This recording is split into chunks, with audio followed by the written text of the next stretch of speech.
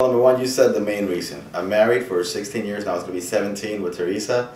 Got two kids. My oldest son is 14 and my daughter is 12. She's, by the way, graduating very soon these days.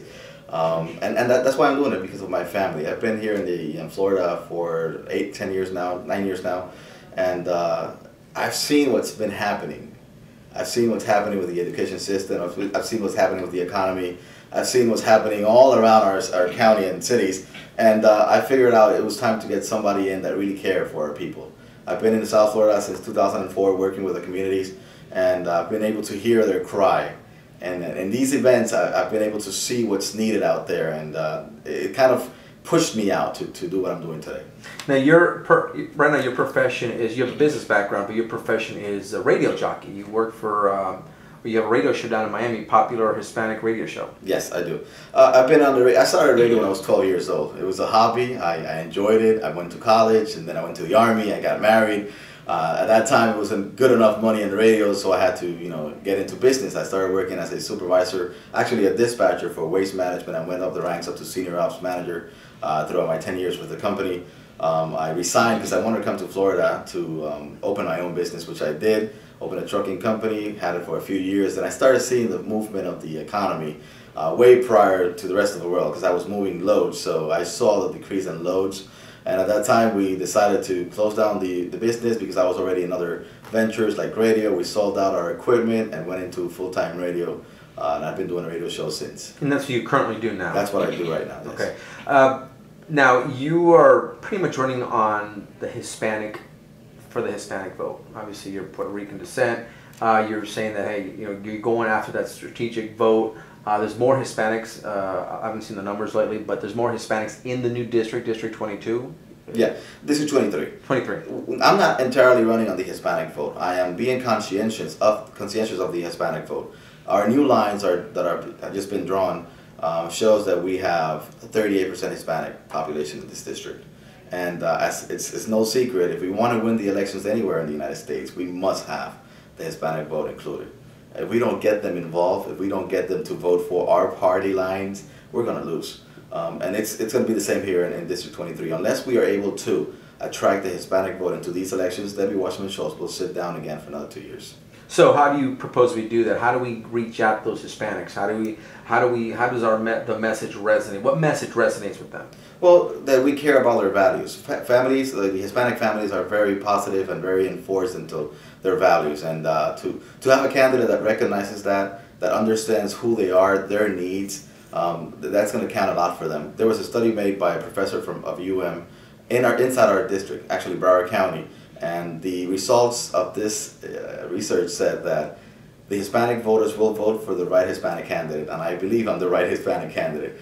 We have a solid base in the Republican Party. There's 90,000 in our district right now that I'm sure, almost 90,000, that I'm sure that they will vote for the Republican candidate when the time comes. But we have to be smarter than that. We have to be able to attract that voter that's going to decide the elections. If we all go out and vote, this is no secret. We hear this in our meetings all the time. We're 2-1. If we all go out and vote, we'd still lose. But if we're able to attract the other voters, those Hispanic voters, those independent voters, we'll be able to do something that's going to mark the history of Broward County. So you don't necessarily think that just because your name is Juan Garcia, it takes a Garcia to beat Alvarez? Oh, no, definitely not. Listen, our numbers show that I have a good rapport with the voters out there, especially the Hispanic voters. But it's not only that, it's the entire message. We believe that this is a time of change for our county. The economical sector is very hurt. We need to be able to attract businesses into our district in order to increase our economics in our district, to create jobs. And I mean, I was a business owner, so I know what it takes to, how much you suffer as a business owner to be able to have that money at the end of the week to pay your employees, to cover your expenses. So when I talk to them about this, there's a bunch of Hispanic communities out there that are fled with a bunch of Hispanic businessmen, but also Jewish, Italians, Americans, all of them. We all know how much we suffer. So it's the entire thing. It's the message plus the ability of doing it in my language, in Spanish and in English, which is giving me the advantage right now. On your website, you say you are for sealing the borders, containing the borders.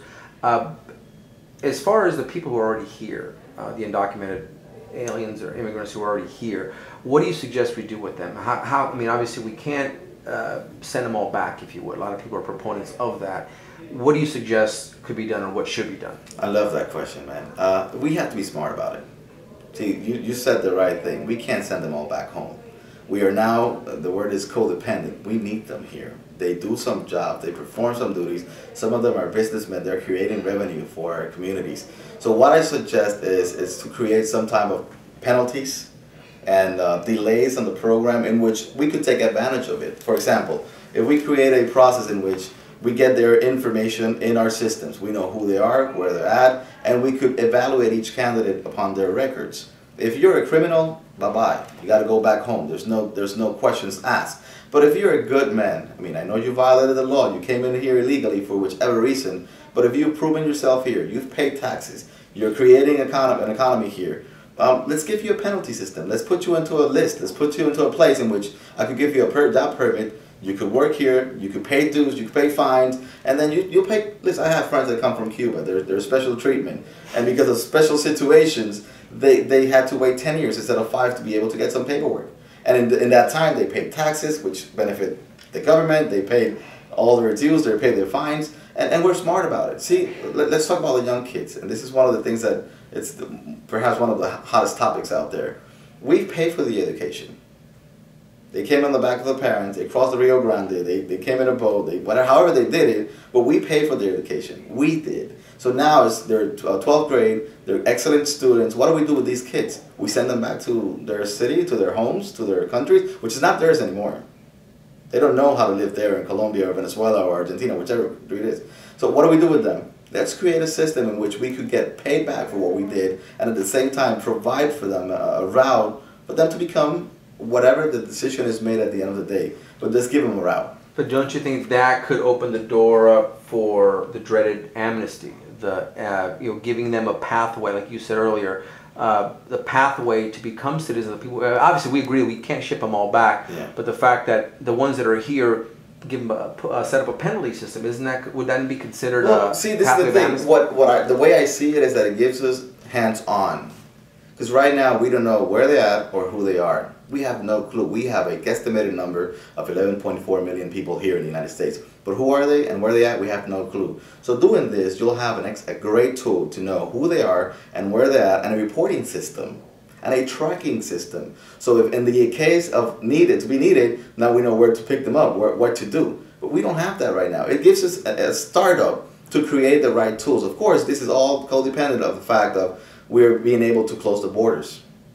That's the main thing. Because as long as we're not able to do that, which we failed so far, we still have a problem. So the first step, that's why I say it on my webpage, and this is what I say all the time, is to be able to close the borders. And it's not the Mexico border only, it's not the Canada border, this is our airports. You know, we're the only country in this world that gives you a 6-month visa, a tourist visa. This is ridiculous. None of us could afford a 6 months vacation. And then 6 months later, we ask for an extension, which gives us another 6 months, a year vacation. This is not realistic. It's our fault. We need to fix our problem, and then we deal with the rest.